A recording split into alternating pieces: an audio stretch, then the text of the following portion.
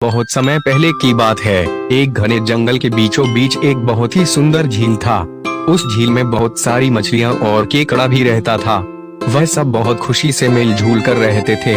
लेकिन हर रोज उस झील के किनारे एक सारस आकर मछलियां पकड़कर अपना पेट पूजा करता था।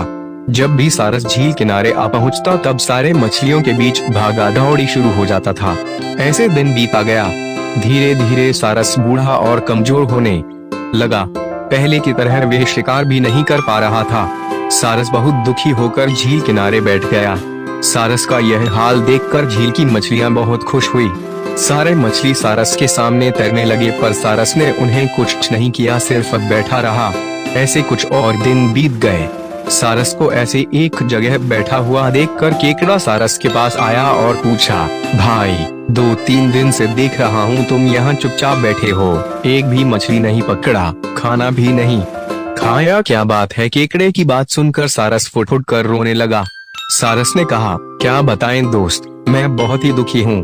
कुछ दिन पहले एक ज्योतिषी ने मुझे एक बात बताया कि बहुत ही जल्दी यह झील सूखने वाला है।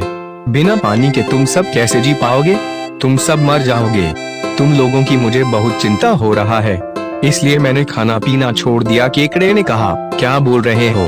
यह तो बहुत गंभीर और चिंता की बात है, मुझे सबको बताना होगा। सारस की बात केकड़े ने झील की सारी मछलियों को बताया।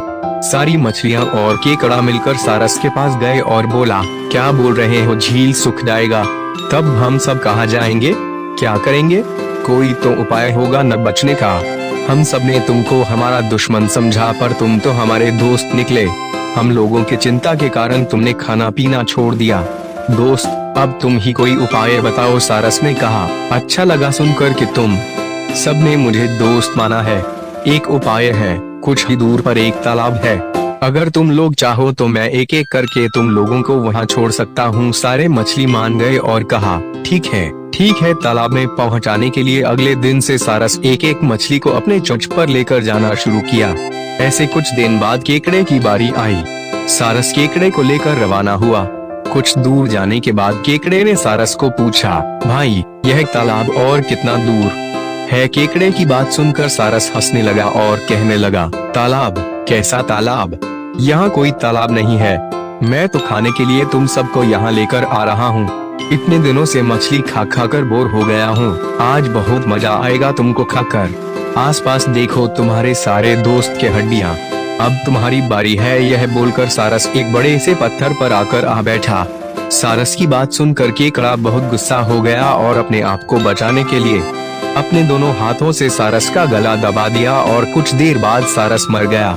फिर केकड़ा अकेले झील वापस आ गया और बाकी मछलियों को सारस के चाल के बारे में बोला और कैसे उसने सारस को मार डाला यह भी बताया।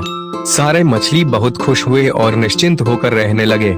इस कहानी से हमें यह सीख मिलती है कि हमें हर काम सोच समझकर करना चाहिए और किसी की बातों में नहीं आना चाहिए।